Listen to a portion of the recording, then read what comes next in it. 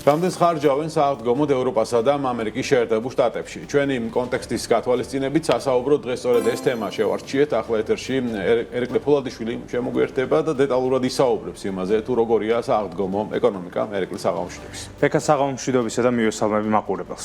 საქართველოს და მართლმადიდებელი საქრისტიანო მთელ მსოფლიოში აღდგომის ბრწყინვალე დღესასწაულის აღნიშვნისთვის ემზადება. თუმცა ეს დღესასწაული უკვე აღნიშნეს ევროპის უმეტეს ქვეყანასა და ამერიკის შეერთებულ შტატებში. იქ, სადაც ზოგიერთს რომ ვკითხოთ, ქრისტიანობა არ იციან და ურწმუნოებას უფევს. PMG-ში მათ სულიერებაზე ვერ ვიმსჯელებთ ნამდვილად, თუმცა მათ მიერ გაღებული ხარჯების ეკონომიკაზე თავისუფლად შეგვიძლია საუბარი.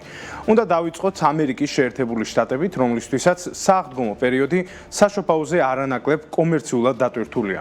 თუ 2025 წლის სტატისტიკას გადავხედავთ, გავიგებთ, რომ მთელ ამ სადღესასწაულო სეზონში მთლიანი მოსახლეობის 81%-ია ჩართული.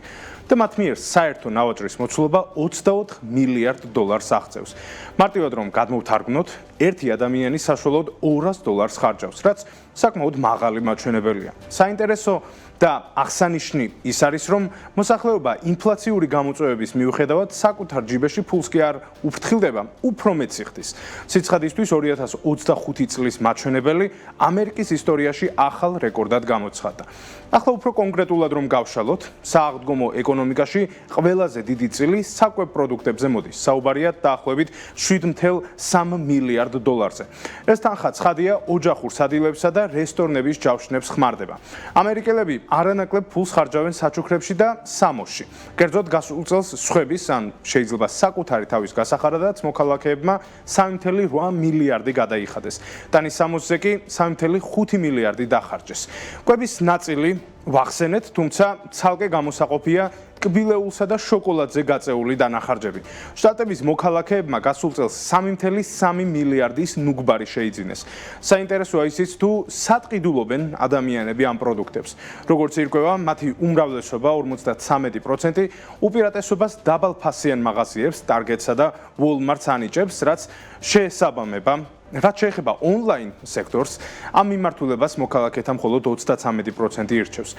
შტატებიდან გადავიდეთ ევროკავშირის ბაზარზე, სადაც სააღდგომო პერიოდის ეკონომიკური მაჩვენებლები უფრო მრავალფეროვანია. 2025-2026 წლების მონაცემებით მთლიანი დანახარჯები 20 მილიარდ ევრომდეა და თითქმის უტოლდება ამერიკულს. აქ სადღესასწაულო ტრადიციებში მოსახლეობის 75-78% მონაწილეობს.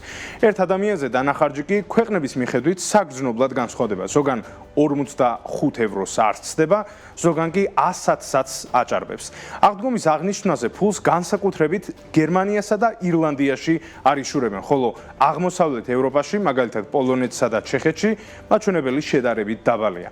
ევროპულ ბაზარზე მთავარი ტენდენცია ხელმისაწვდომი ფუფუნებაა. ანუ მომხმარებლებს ხარისხიანი საჩუქრები, ხარისხიანი საკვები, ხარისხიანი პროდუქცია სურთ, თუმცა არა არაადეკვატურ ფასად. გადავიდეთ უფრო კონკრეტიკაზე. ევროკავშირის სააღდგომო ეკონომიკაში უდიდესი წილი დაახლოებით 8.2 მილიარდი евро საკვებსა და სასმელზე მოდის. აღსანიშნავია, რომ კონტინენტზე რესტორნებში ჯავშნები დიდად არ უყვართ და ოჯახურ შეკრებებს ანიჭებენ უპირატესობას. 4.1 მილიარდი евро იხარჯება შოკოლადსა და ტკბილეულზე, ხოლო საჩუქრებსა და სათამაშოებზე 3.5 მილიარდი. ფასდაკლებით ვაჭრობის სფეროში ევროპელებისთვის უალტერნატივო ფავორიტები Lidl და Aldi არიან, რომლებზეც გაყიდვების 58% მოდის. ონლაინ შოპინგი ევროპაშიც მზარდია და 28% შეადგენს, თუმცა ფიზიკური მაღაზიები კვლავ ინარჩუნებენ დომინანტურ როლს ახალი და მალფუჭებადი პროდუქტების შერჩევისას. მოკლედ, ასე ხარჯავენ ფულს ევროპასა და ამერიკის შეერთებულ შტატებში სააღდგომო პერიოდში. ცხადია, უმჯობესი იქნებოდა დეტალურად ქართული მაგალითიც მოგვეყვანა და ეჭვი არ მეპარება სასაუბრო ბევრი გვექნებოდა, თუმცა ეგრეთ წოდებული აგენტების კანონის მიღების შემდეგ ცნობილი ხაჭაპურის ინდექსის შემქმნელი აისეტი ამ ქართულ სააღდგომო სტატისტიკას ვეღარ აწარმოებს.